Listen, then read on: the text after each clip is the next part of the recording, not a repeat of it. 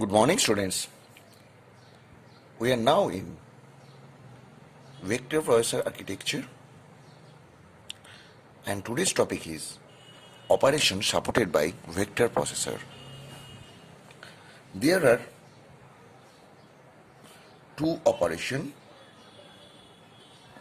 supported by vector processor. Number one is register operation. Here the operand are fetched from the register and routed directly to the functional unit after the computation. The result is stored into register. Next one is memory operation. Here the operands are fetched from the memory and directly routed to the functional unit after computation. The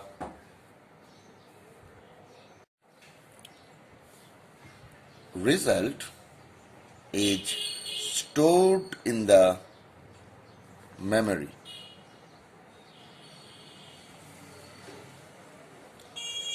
Now we will see the vector processing.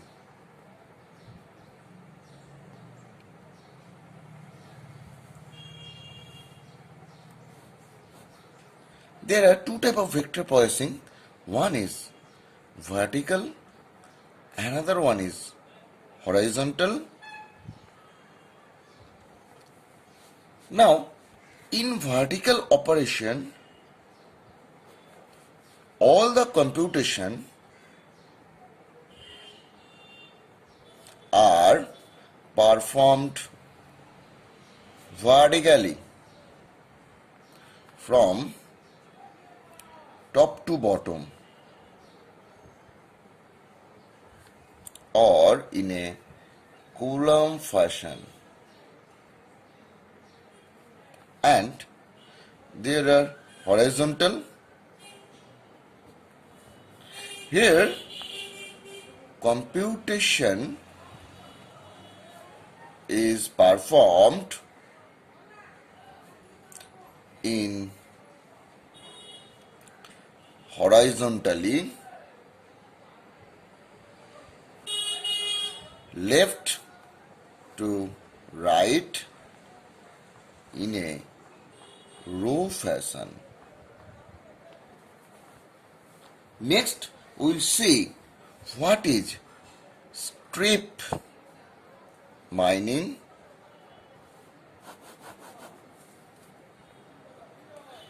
Here, the original vector is divided into equal size vector register and processed into sequential order. The process of strip mining is performed by compiler as well as hardware. Now, next topic is vector stride. There are different address position in memory of adjacent element of a vector.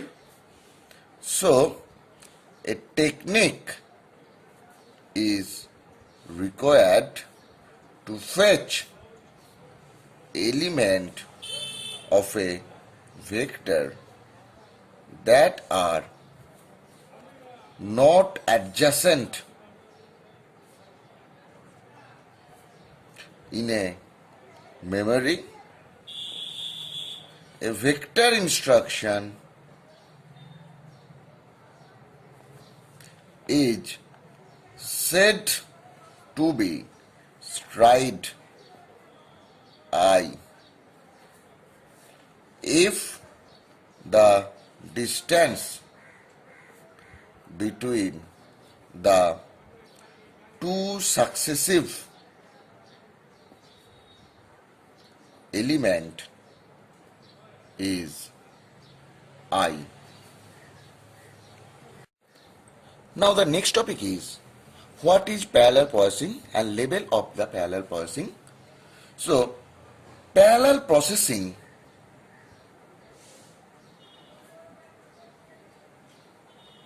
is a processing of programming instruction by dividing them among multiple processor with the objective of running a program in less time. Now we will come to the levels of parallel processing. Number one is instruction level.